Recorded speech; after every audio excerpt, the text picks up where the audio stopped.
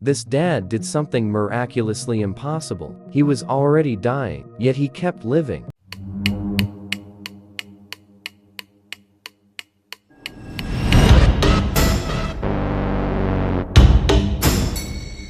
In the early morning hours of November 15, 2004, inside a quiet suburban home in Delmar, New York, a man suffered injuries so severe they should have killed him instantly. Massive trauma to the head, extreme blood loss, the kind of damage doctors would later say no human being should survive for more than moments. And yet, he got out of bed. He walked downstairs. He made breakfast. He packed his lunch. He loaded the dishwasher. He went outside to get the newspaper. He even tried to start his car. Only then did his body finally collapse.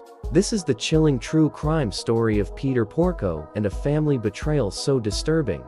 It still haunts investigators, jurors, and true crime fans to this day. Peter Porco Sr. was a respected former investment banker. He lived a quiet, structured life with his wife, Joan Porco, in a comfortable home. From the outside, the Porcos appeared stable, successful, and ordinary. But inside the home, pressure was building, and it centered around their son, Peter Porco Jr. Peter Porco Jr. had recently moved back home, and behind closed doors, his life was unraveling. He was deeply in debt. He had been forging his parents' signatures, opening credit cards in their names, and stealing thousands of dollars to support a lifestyle he could no longer afford. His parents were starting to catch on. Bank notices, missing money, documents that didn't add up. They confronted him, and according to prosecutors, that confrontation changed everything. Sometime before dawn, while the Porco home slept,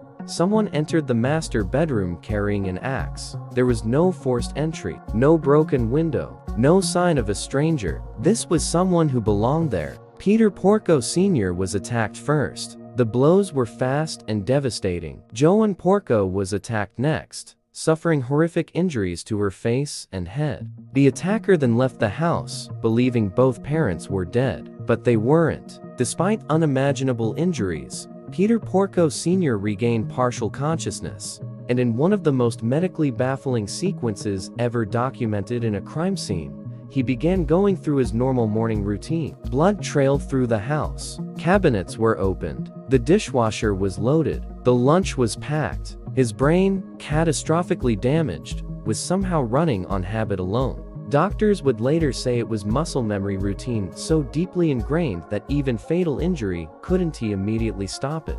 Eventually, Peter Porco Sr. collapsed in the garage and died. Joan Porco, barely alive herself, managed to crawl to a phone and call 911 hours later. When police arrived, they were stunned by what they saw. A crime scene that didn't make sense. A man dead after completing chores. A woman alive against all odds. And no sign of a break-in. Investigators quickly ruled out burglary. Nothing of value was missing. The house wasn't ransacked. This wasn't random. It was personal. Attention turned to their son. Peter Porco Jr. told police he had been out of town the night before. He claimed he attended a school function and then returned to his apartment.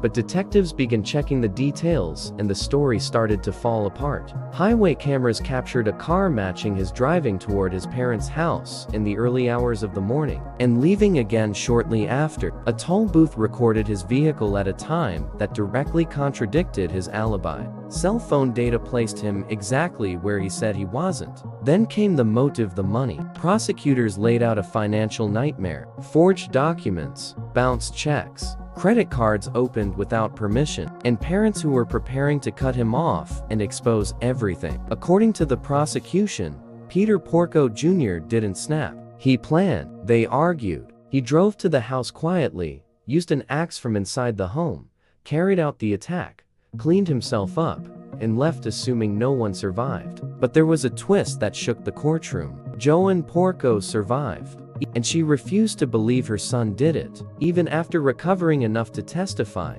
Joan maintained that she didn't see her son attack them. She stood by him through the investigation, the trial, and even after the conviction, she insisted he was innocent. Some believed her memory was damaged by her injuries. Others believed denial was her only way to cope. The jury had to decide without a direct eyewitness confession, but with overwhelming circumstantial evidence. In 2006, Peter Porco Jr. was convicted of second-degree murder and attempted murder. He was sentenced to 50 years to life in prison. Yet the case still divides people. A father who completed his morning routine while dying. A mother who survived and defended her attacker. A son who allegedly destroyed his family to save himself. Peter Porco Jr. continues to maintain his innocence. Joan Porco continues to support him. And the house where it all happened remains just another quiet home, hiding one of the most disturbing family crimes in modern history. So now, the question is yours. Was this a calculated act of desperation driven by money and lies? Or is there something about this case that still doesn't fully make sense? Let me know what you think in the comments. And if you enjoy deep, disturbing true crime stories like this, make sure to like the video, subscribe to the channel, and turn on notifications so you don't miss the next case. Because sometimes, the most terrifying crimes don't come from strangers. They come from family.